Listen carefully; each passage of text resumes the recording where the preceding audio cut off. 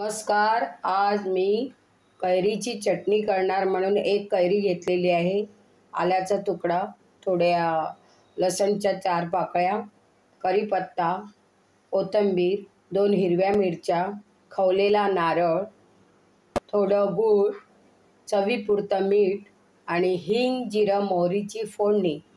ही मी आज हिरव्या कैरीची चटणी तुम्हाला करून दाखवणार आहे.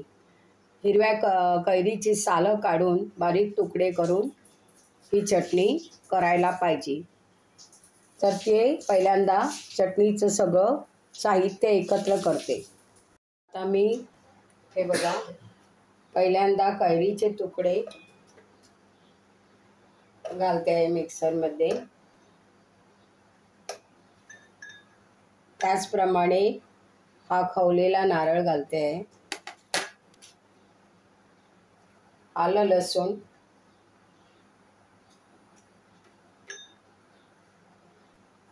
या हिरव्या मिरच्या,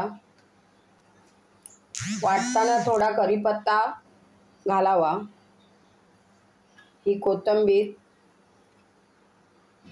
आणि हे गूळ, मीठ घालते, चवीपुरतं मीठ घालावं आणि हे सगळं मी वाटून घेते.